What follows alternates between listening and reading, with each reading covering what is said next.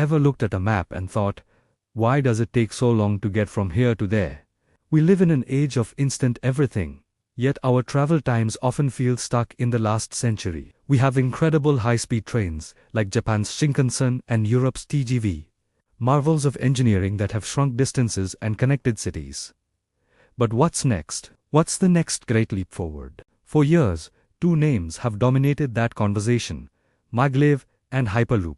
They promise a future of mind-boggling speeds and seamless travel, capturing our collective imagination. But are these futuristic visions just expansive dreams, or are they genuinely the next stop for humanity's journey? Let's find out who really wins the race for the future of transportation. First, let's talk about the seasoned veteran in this race, Maglev. The name stands for magnetic levitation, and it does exactly what it says on the tin. Instead of wheels on a track, Maglev trains use powerful magnets to float above a guideway. A second set of magnets then propels the train forward. Think of it like holding two magnets with the same poles facing each other. They push apart. Now, imagine harnessing that force to lift and push a massive train. The result: almost zero friction. We're not just talking theory here. This technology is already in action. The Shanghai Maglev, for instance, has been zipping passengers to the airport at over 260 miles per hour for years. The advantages are clear: incredible speed, an unbelievably smooth and quiet ride. And because there are no moving parts touching, maintenance is significantly lower than traditional trains. But if it's so great, why isn't it everywhere? The biggest hurdle is cost. Building the specialized magnetic guideways is astronomically expensive. These guideways are also massive, requiring huge amounts of land and making it incredibly difficult to integrate them into existing cities and rail networks. It's a proven technology with powerful performance, but its practical rollout is stuck behind a very high financial wall. Now, let's turn to the flashy newcomer, the bold challenger, Hyperloop. First proposed in a white paper by Elon Musk, Hyperloop takes the idea of friction reduction to the absolute extreme. Imagine a pod similar to a train car, levitating inside a sealed tube. Then, you suck almost all the air out of that tube to create a near vacuum, with virtually no air resistance or friction from a track. This pod could theoretically travel at speeds over 700 miles per hour. That's nearing the speed of sound. You could travel from Los Angeles to San Francisco in about 35 minutes. The potential advantages are staggering. Besides the unprecedented speed, the controlled environment of the tube means weather is never an issue. And because the pods are smaller and can depart individually, it could operate more like an on-demand service than a fixed train schedule. But potential is the key word here. Hyperloop faces monumental obstacles.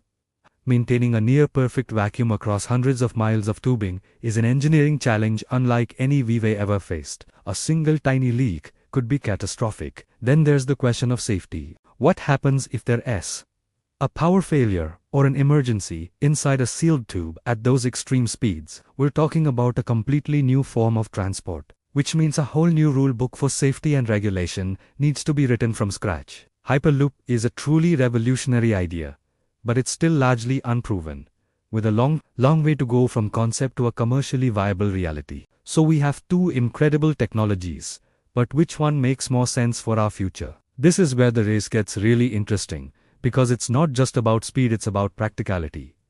Let's talk money. As we mentioned, Maglev's upfront construction costs are enormous, often running into the hundreds of millions of dollars per mile. Hyperloop proponents claim their system could eventually be cheaper, especially since the tubes could potentially be built on pylons above ground, reducing land acquisition costs. However, these are still just projections. The cost of developing and perfecting the vacuum technology and ensuring its safety could easily balloon. Then there's the environmental impact. Maglev running on electricity is very clean at the point of use and surprisingly quiet compared to traditional high-speed rail. Hyperloop also promises high energy efficiency, as it takes very little power to move a pod through a vacuum once it airs up to speed. However, building either of these massive infrastructure projects has a significant environmental footprint, from manufacturing the materials to clearing the land. Finally, there's public acceptance.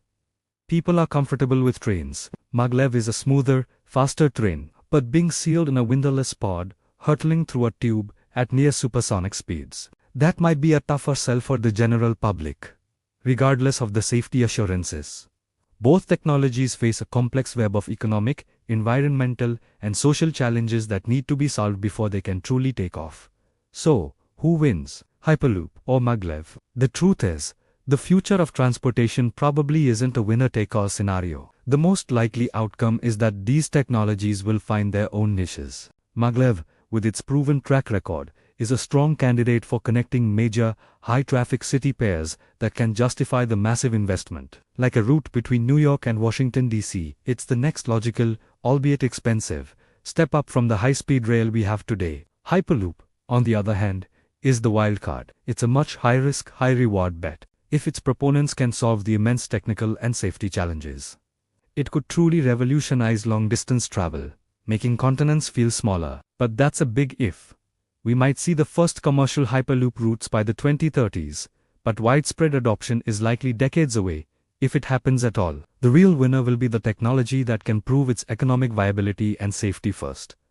In the meantime, the competition is pushing the boundaries of what's possible, forcing us to rethink how we connect our world. Ultimately, whether we're floating on magnetic fields or flying through vacuum tubes, the goal is the same: to create a faster, more connected, and more sustainable future. What do you think? Is Hyperloop the future, or is Maglev the more realistic choice? Let me know your thoughts in the comments below. Thanks for watching, and don't forget to subscribe for more deep dives into the world of tomorrow.